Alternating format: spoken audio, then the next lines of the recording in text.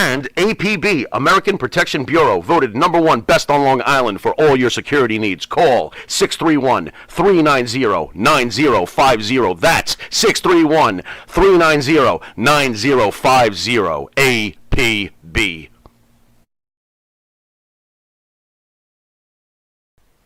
Hi, it's John from Under the Table Hot Sauce. I'm here with my friend, the star of the show, Jimmy Farrow. Yeah, what's up, JB? Nah, nothing. It's been a hot summer, and for all your barbecue needs, you can go to underthetablehotsauce.com. 13 unique flavors to choose from, created and bottled in a Long Island kitchen.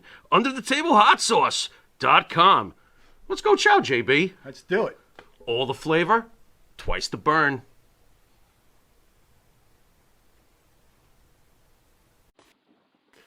Okay, this is never easy to ask about, but let's give it a shot. I'll never forget watching this live. I do believe it was May 23rd, 1999. I don't have that date off, on paper here, but the Over the Edge pay-per-view, the loss of Owen Hart. Can you explain what it was like that night for yourself and the locker room? Just take us through that terrible evening, if you can, please. Man, that night still cuts through me like a razor. I can see everything that happened that day. I remember seeing Owen before he went to go up top, and I'm lucky. I'm one of the lucky ones. I got to wrestle before the incident because I don't know if I could have gone to the ring after. I can tell you that for God's honest truth. Um, I remember Godfather went to the ring, and then the Blazer music hit, and next thing I know, King comes running in the back because I hear the crowd gasp, and I don't know what happened. And I remember King running in the back, and he was white as a ghost. And the only thing he said was, I think he's dead.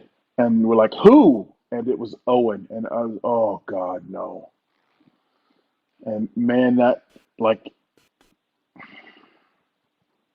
night still hurts me. Like I lose. I'm literally, I lose words when thinking about it. I can barely even talk about it. It was like losing a brother. It was like losing a friend. It was losing a confidant.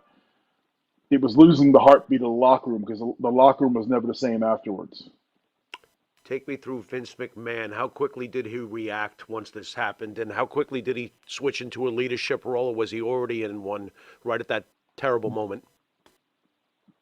Within seconds, Vince had to take control because that's his ship. He's the captain, and within seconds, he had to make a rough decision because people are like, "How did you keep going on?" No one had ever been through anything like that before, so it was unprecedented territory. Vince did the best he could do. Was it right? Was it wrong? That's not for me to judge. I just know that he took control of the situation, and from that point forward, he was all there for Owen, for his family, and for whatever they needed. Can I ask you this? And it's not easy, probably, for you to answer this, but would Owen want you guys to continue that show? Because I've heard all these things over the years. What would Owen Hart have probably said to you guys? I think Owen would have said, let's keep going. Let's just go. I think the entertainer in him, the worker in him, the talent in him would have just wanted the fans not to have missed out on the rest of what they had already paid for. Was there a meeting the night after with you guys to discuss the tragedy? And was it? We talked about it, and then we were told that we were all going to fly to Calgary because the funeral happened within 4 or 5 days. So we literally flew home. It was Kansas City, then St. Louis. Flew home, packed a bag, and next thing we were all on the flights to Calgary. Like within 48 hours, we were all headed towards Calgary for the wake and for all the other everything else that went with it. When the show was decided to continue, was there anybody that was very loud against continuing? Not that I remember. I think everyone was just somber, and it was I mean, you saw, like, for example, Jeff Jarrett and Deborah were literally in tears, and that wasn't just on film. That was everyone was the back was like that. So that was just a continuation of me back there. I don't remember anyone, and it's all real. That part's a blur. I don't remember anyone all saying or anyone saying, "Let's stop this. Let's stop this." It was kind of like just more of what the hell's going on kind of thing.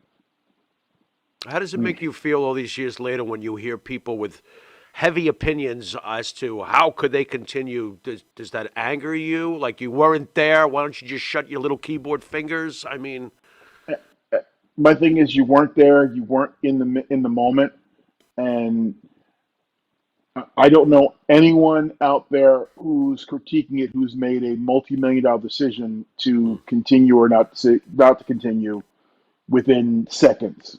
And I don't know many people out there who have that ability to make that decision. So here's the thing: is if you weren't there, then just let's just keep our opinions to ourselves at this point. that's fair enough. So when you see something like Dark Side of the Ring, does that bother you that they start pointing fingers of things should have been done differently? Digging up the dirt. You're going to get two sides to every story. I focus on Dark Side of the Ring when they're talking about Owen and his life and times, as opposed to they could have done this differently, or this rigging company should have done that. I like focusing on what I like to remember about Owen is his smile, his practical jokes, and his laugh, and his life, and that's where I just stop right there.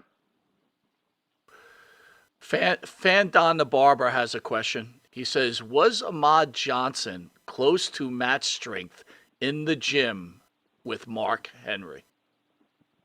No, hell no. No, Mark Henry is the strongest thing I've ever seen on this planet, man or beast.